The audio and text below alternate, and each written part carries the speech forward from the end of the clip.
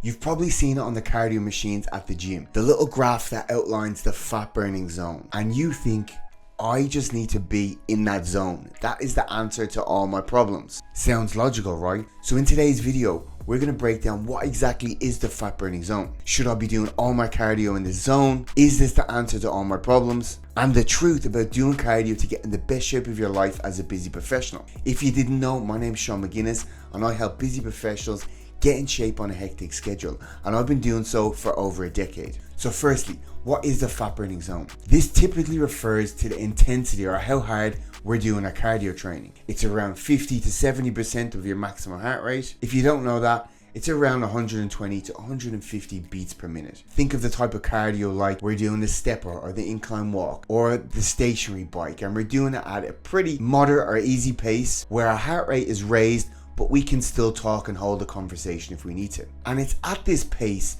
that our body prefers to use fat for fuel. This can be in the form of stored body fat and also fat that we may have eaten in a meal. Contrast to this to when we start to train at a higher intensity. Think high intensity intervals, sprints. At this intensity, 80, 90% or anything above 150 beats per minute, our body now prefers to use carbohydrates to be burned to use for energy. And the reason for this is the process and how our body likes to make energy. When we're in our fat burning zone, also referred to as moderate or steady state cardio, your body has plenty of oxygen, so it can take its time to break down fat to be used for fuel. And this happens through a process called the Krebs cycle, which is a slow, steady engine that turns fat into fuel inside our cells. Now, the Krebs cycle is slow and takes time, but it produces a lot of energy, making fat a long-lasting source of energy. However, when we go into that HIIT class or interval class, and now we're training at a really high intensity, your body needs energy fast,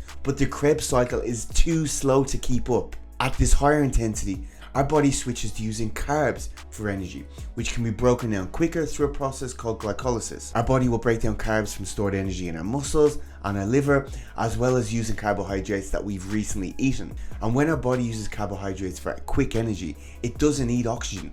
So this process can happen instantly, allowing you to keep up the high intensity demands of your training without having to wait for fat to break down.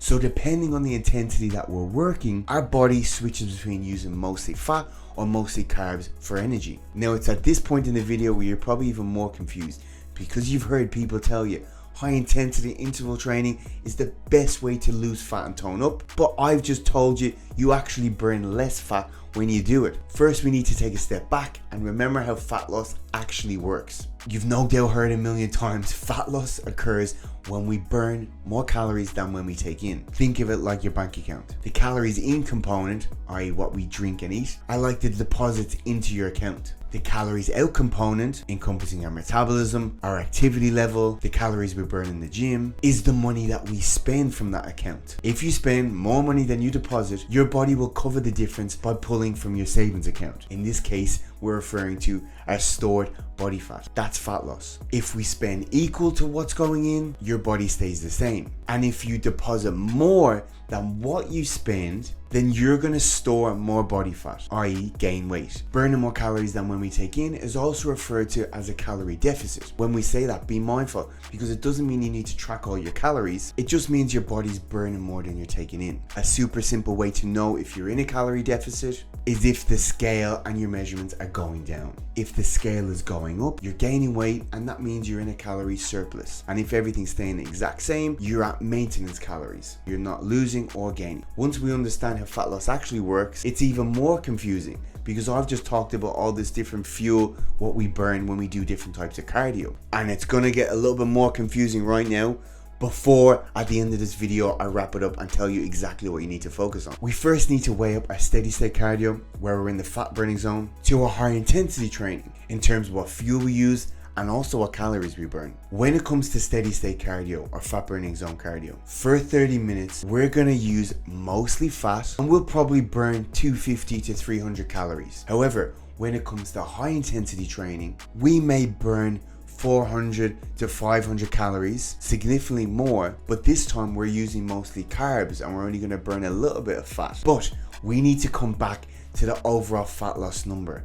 The calories in versus calories out is the most important point. So what could seem confusing because we're not burning much fat when we do high intensity training, we need to understand that our body is constantly burning and storing fat throughout the day. So if we do a high intensity training session and we only burn a little bit of fat, mostly carbohydrates, but we burn a lot of calories, and that helps us achieve a calorie deficit where we're burning more than we're taking in. Maybe not at that particular point in time where we're doing the high intensity training, but at other points during the day, our body will burn fat to use for fuel, as well as recuperating the energy that we just burned when we did the carbohydrate and high intensity training. It will refuel those carbohydrate stores. So we actually don't need to concern ourselves with the type of fuel that we burn. If we're achieving a calorie deficit, we will burn fat. Maybe not at that particular point in time where we're doing the training session, but at other